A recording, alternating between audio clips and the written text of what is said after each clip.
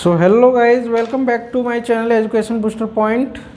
We are doing triangles in this session, and we have done the two lectures of triangles, and now we are doing the third one.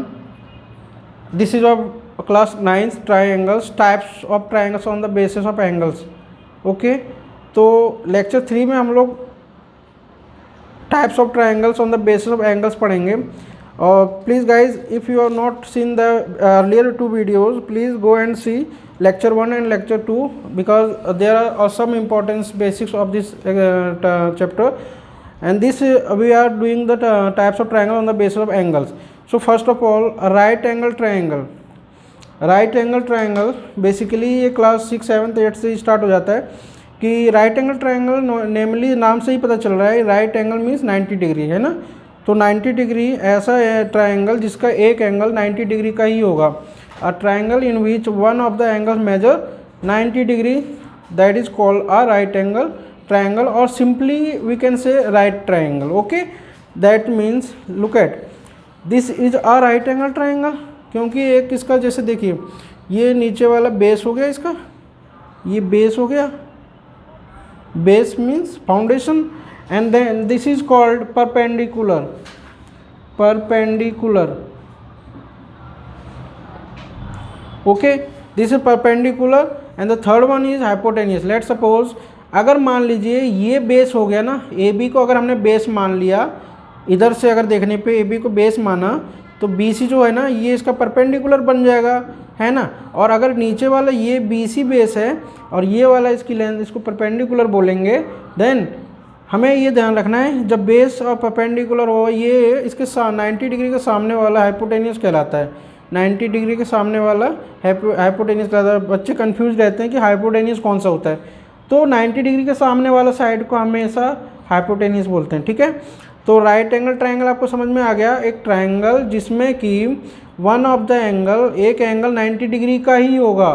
ठीक है, बाकी ये दोनों चाहे कम ज़्यादा हो सकते हैं, बट एक एंगल इसका 90 डिग्री का होगा, उसको हम लोग राइट एंगल ट्रायंगल कहते हैं, और simply a right triangle. Okay, next acute angle triangle. Acute angle triangle आप जानते हो ना कि एक ट्रायंगल जिसमें कि every angle measure more than 0 but less than 90 degree. एक ऐसा ट्रायंगल जिसका एंगल 0 से तो ज़्यादा होगा बट 90 से कम होगा. जैसे कि ये अगर हमने मान लिया 50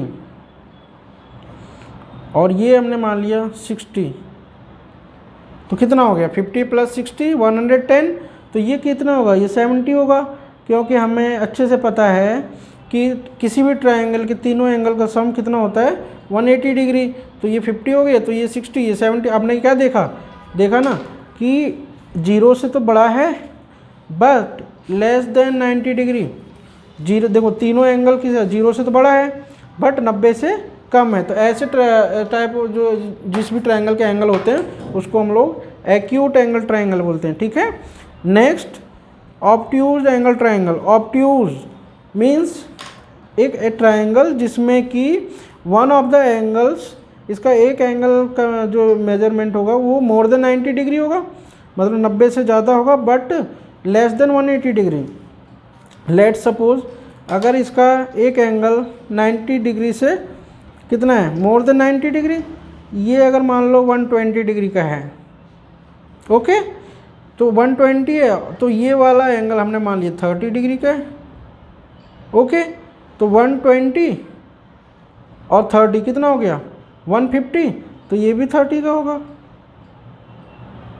ठीक है, या इसको अगर मैं 20 कह दूं तो ये कितना हो गया, ये 40 का हो जाएगा. दैट मीन्स एक एंगल तो 90 से ज़्यादा होगा ही होगा, बाकी एंगल का उतना लेना देना नहीं है. बस एक एंगल ध्यान रहे कि 90 से ज़्यादा होगा बट 180 से कम होगा.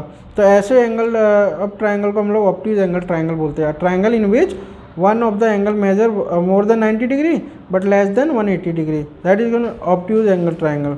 Got it?